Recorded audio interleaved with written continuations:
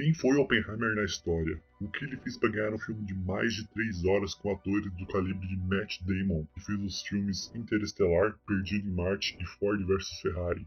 Cillian Murphy, conhecido por fazer o papel de Thomas Shelby na série Peaky Blinders. E o nosso querido Robert Downey Jr., o grande Homem de Ferro.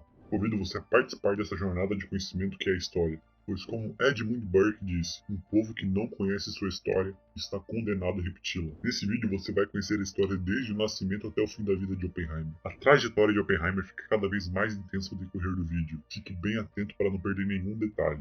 Em 22 de abril de 1904, na cidade de Nova York, nasceu Julius Robert Oppenheimer, o primeiro filho dos imigrantes judeus alemães, Julius e Ella Oppenheimer. A família tinha uma vida de abundância, morando em Manhattan. Seu pai Julius enriqueceu como importador de tecidos, juntando uma fortuna considerável, o que permitiu que sua casa tivesse pinturas de grandes artistas como Van Gogh e Picasso. Desde cedo, Robert Oppenheimer exibiu uma mente brilhante, com facilidade de aprender tanto nas ciências quanto na literatura. Sua mente ansiosa encontrou refúgio nas páginas dos livros e nas complexidades da física. Ainda jovem, sua arrogância e inteligência muitas vezes o isolaram, resultando em momentos onde ele sofria bullying e desafios emocionais. No entanto, sua paixão pela física emergiu como uma luz no fim do túnel de sua vida solitária. Enquanto frequentava escolas particulares de prestígio, Oppenheimer tinha destaque em uma variedade de disciplinas, incluindo química, mineralogia, literatura francesa e filosofia grega. Sua busca pelo conhecimento era insaciável, levando-o a mergulhar profundamente na biblioteca e absorver o máximo de informações. A vida acadêmica de Oppenheimer o levou a Harvard em 1922,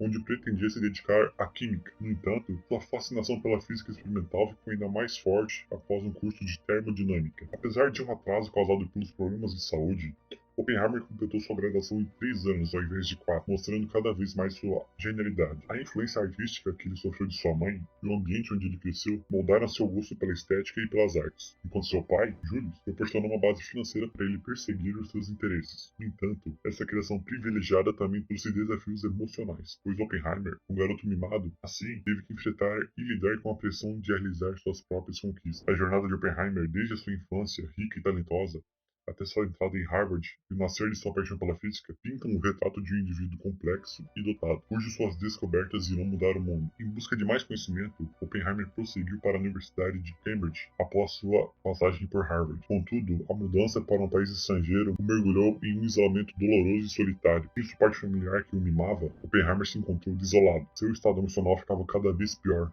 caindo em depressão e instabilidade mental. Um ponto de virada surgiu quando seu amigo Francis anunciou seu noivado. Essa notícia provocou uma explosão de raiva em Oppenheimer, que atacou violentamente seu amigo. Embora Francis tenha conseguido se proteger, esse incidente lançou uma sombra sobre os eventos futuros da vida de Oppenheimer. Nesse período, ele estava sob a orientação de Patrick Blackett, um tutor que o impulsionou em direção ao trabalho prático no laboratório, coisa que Oppenheimer não era nada bom. O ódio fervoroso que Oppenheimer desenvolveu por essa abordagem culminou em um ato chocante em 1926, quando ele injetou um veneno na maçã e colocou sobre a mesa de Blackett. Por sorte, Blackett não consumiu a fruta envenenada, mas depois Oppenheimer confessou o que tinha feito. A reviravolta ocorreu quando Oppenheimer foi para a Universidade de Göttingen, na Alemanha, em 1926. Lá ele encontrou inspiração e orientação nas mãos do renomado Max Born, o pioneiro na mecânica quântica que marcou a história. Oppenheimer se destacou na física teórica, finalmente encontrando seu verdadeiro lugar de destaque. Durante seus anos universitários, Oppenheimer exibiu traços que o acompanhariam ao longo de sua trajetória. Sua luta contra a depressão era acompanhada por hábitos como fumar compulsivamente e se refugiar nos estudos durante crises emocionais, muitas vezes substituindo refeições por cigarros. Na Europa, Oppenheimer aprofundou seus estudos em física teórica, evitando os laboratórios onde não se sentia à vontade. Sob a orientação de figuras como Thomson e Max Born, ele progrediu rapidamente, completando seu doutorado em 1927, aos seus 23 anos de idade. Seu retorno aos Estados Unidos transformou em um cientista altamente requisitado, envolvido em temas fundamentais como mecânica quântica e física nuclear. Apesar de seu distanciamento do mundo durante a fase acadêmica, Oppenheimer passou a se politizar diante do avanço do nazismo e do fascismo na década de 1930. Sua herança judaica e conexões com os colegas na Alemanha o levaram a apoiar causas antifascistas e contribuir para o Partido Comunista nos Estados Unidos. Ainda que sua marca como cientista seja inegável, Oppenheimer era um gênio em várias áreas, demonstrando conhecimento em 8 idiomas e até mesmo na poesia. No entanto, ele sempre era lembrado por construir a bomba atômica, uma criação que o atormentaria, revelando a dualidade de um homem cujas habilidades e escolhas moldaram o destino do mundo. Em 1966, Oppenheimer foi apresentada a Jim Tetlock por amigos, Ela era uma estudante de psicologia na Universidade de Stanford, profundamente envolvida na política de esquerda. Membro do Partido Comunista da América, ela apoiava fervorosamente várias causas progressistas. Com a morte do pai de Oppenheimer, ele herdou uma considerável fortuna nos anos 30, o que levou a apoiar as causas de esquerda, incluindo o apoio aos leais na Guerra Civil Espanhola. Ele e Ted Locke compartilharam um relacionamento apaixonado, que perdurou por vários anos, mas ela nunca permitiu que o relacionamento deles progredisse. Em 1940, Oppenheimer se casou com Kitty, uma estudante da Universidade de Berkeley. Também teve uma breve filiação ao Partido Comunista. Juntos eles tiveram 2 filhos. No entanto, ele ainda mantinha contato com sua antiga paixão. Durante o desenvolvimento da bomba atômica em 1943, passaram uma noite juntos. Locke expressou seu amor por Oppenheimer nesse encontro, mas nunca mais se reencontraram depois disso. Ted Locke era uma figura complexa, lutando com sua identidade sexual, sofrendo de intensa depressão, que levou a tirar sua vida em 1944. Realmente influenciado pelo amor de Ted Locke pelo poeta John, Oppenheimer nomeou o primeiro teste da bomba atômica como Trinity. Now I am become death, the destroyer of worlds. Projeto Manhattan. Em 1941, Oppenheimer recebeu um convite que mudaria para sempre o curso de sua vida e do mundo.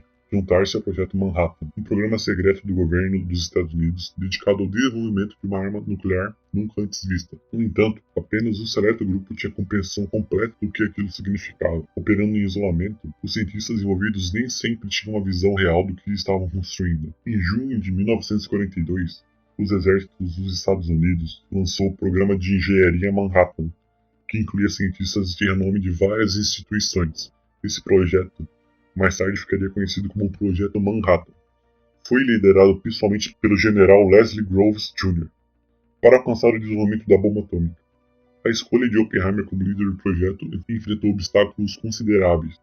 Sua idade relativamente jovem e suas ideias socialistas ganharam muitas oposições. Além disso, seu passado havia sido investigado pelo FBI. No entanto, Groves ficou impressionado com a combinação de habilidades intelectuais e de habilidades práticas de Oppenheimer, que levou à sua seleção. Oppenheimer desempenhou um papel fundamental na organização do projeto, tendo a criação de uma sede centralizada. Assim, em novembro de 1942, ele e Groves escolheram um local aparentemente insignificante no Novo México para estabelecer o ultra-secreto laboratório de Los Alamos, que operava sob a gestão da Universidade da Califórnia. Esse laboratório cresceu rapidamente, transformando-se em uma cidade que abrigava mais de 6.000 pessoas em 1945, incluindo cientistas, militares e suas famílias. Como chefe do projeto, Oppenheimer não apenas desempenhava um papel científico, mas também administrativo, coordenava as atividades de cientistas e militares, 2 grupos com abordagens e ideias distintas. Em 16 de julho de 1945, foi realizado o primeiro teste da bomba atômica, nomeado de Teste Trinity. Cientistas detonaram uma bomba de plutônio sobre uma pequena cidade do Novo México. Nunca antes a humanidade possuíra uma arma que representasse uma ameaça para a civilização global. O sucesso do teste significa que a bomba atômica estava pronta a ser usada pelo exército dos Estados Unidos. No contexto da Segunda Guerra Mundial, Oppenheimer lamentou que a bomba não estivesse pronta para ser usada contra os nazistas. He knew the world would not be the same. Few people laughed. Few people cried. Most people were silent. No entanto, ele aprovou o uso das bombas atômicas em Hiroshima e Nagasaki, embora tenha expressado remorso pelo bombardeio de Nagasaki. No mês seguinte, após o teste Trinity, o exército dos Estados Unidos lançou 2 bombas atômicas no Japão. Em 6 de agosto de 1945, a arma mais poderosa do mundo foi lançada sobre a cidade japonesa de Hiroshima. O impacto foi devastador, resultando na morte de 140.000 pessoas. Muitas delas se evaporaram instantaneamente. Apenas 3 dias depois, outra bomba caiu em Nagasaki, causando a morte de 74.000 pessoas, com efeitos igualmente catastróficos. Até o imperador japonês Hirohito lamentou o poder destrutivo dessa nova e cruel bomba.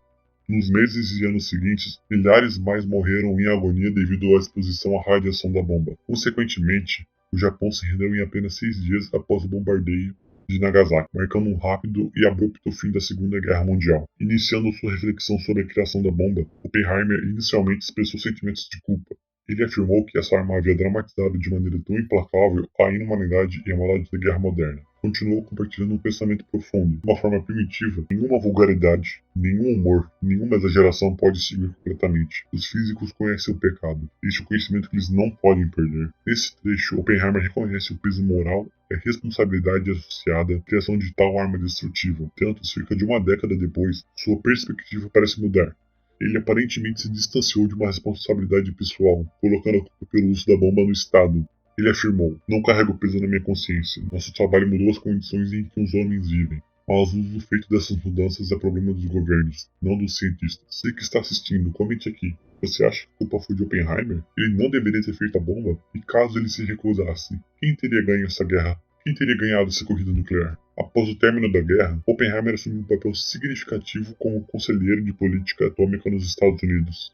Sua trajetória após a guerra foi marcada por uma complexa ligação entre sua consciência pessoal, a responsabilidade científica e as realidades políticas e éticas decorrentes do uso da bomba atômica. Após o término da Segunda Guerra Mundial, a vida de Oppenheimer se viu envolvida em controvérsias. Ele enfrentou um julgamento de segurança no qual suas conexões passadas foram minuciosamente investigadas e suas atividades políticas foram questionadas. Como defensor da paz e com opiniões políticas anteriores controversas, ele ficou sob a análise do governo dos Estados Unidos. Em 1947, Oppenheimer assumiu a presidência da Comissão de Energia Atômica dos Estados Unidos e defendeu a utilização pacífica e civil da energia nuclear. Ele também advogou pelo banimento das armas nucleares, temendo uma corrida armamentista global. Entretanto, suas ligações com movimentos socialistas o levaram a ser afastado do cargo em 1952. A partir desse ponto, ele foi sujeito a investigações e vigilância política ao longo de sua vida. Uma audiência pública afetou sua reputação em várias instituições dos Estados Unidos. Tanto, as circunstâncias começaram a se deteriorar para Oppenheimer. Em 1953, o presidente Dwight ordenou que um muro branco fosse estabelecido entre Oppenheimer e as informações secretas, e de suspeitas que ele fosse um espião comunista. Embora Oppenheimer argumentasse que não estava interessado em política ou economia, e que suas atividades políticas eram menos significativas, sua conexão com grupos de esquerda após sua relação com Ted Locke levou a um aumento de seu afastamento durante a Guerra Fria. Uma série de eventos, incluindo o teste da bomba atômica bem-sucedido da União Soviética, suspeito relacionamento de Oppenheimer com o comunismo e desentendimentos internos dentro do governo dos Estados Unidos, resultaram em uma audiência da Comissão de Energia Atômica em 1954. Durante essa audiência, que durou 4 semanas e ocorreu a portas fechadas, Oppenheimer negou sua filiação ao Partido Comunista e defendeu suas associações políticas como meros laços de companheirismo. Após a audiência, Oppenheimer perdeu sua autorização de segurança, impactando profundamente sua posição e influência. Enfrentou humilhação e desconfiança do governo. Os colegas cientistas demonstraram indignação e desapontamento com a decisão. Quando a administração Kennedy ofereceu a ele um novo julgamento para potencialmente recuperar sua autorização de segurança, ele se recusou. Surgiram em 1963 mais evidências de que o governo estava se aproximando de Oppenheimer, quando o presidente Johnson lhe concedeu uma das mais altas honrarias científicas, o Prêmio Fermi. Oppenheimer nunca chegou a ganhar um prêmio Nobel por suas descobertas. 2 anos depois de ganhar o Prêmio Fermi, em 1965, Oppenheimer foi diagnosticado com câncer de garganta. Ele tinha sido um notório fumante a vida toda. O New York Times o descreveu uma vez tão magro quanto as fumaças de seu cigarro ou cachimbos. Em 18 de fevereiro de 1967, ele morreu em sua casa em Princeton. Tinha 62 anos. Sua esposa levou suas cinzas para a ilha de St. John e as espalhou pelo mar fora de sua casa, em uma área hoje conhecida como Praia Oppenheimer. Atenção, escreve agora nos comentários o que você achou da vida de Oppenheimer. Também não esquece de deixar o seu like e se inscreva. E como tenho certeza que você ficou com mais sede de detalhes sobre quem foi Oppenheimer, leia o livro O Triunfo e a Tragédia do Prometeu Americano. Eu vou deixar um link de compra confiável da Amazon para você aqui embaixo nos comentários e na descrição. Até o próximo vídeo. Tchau!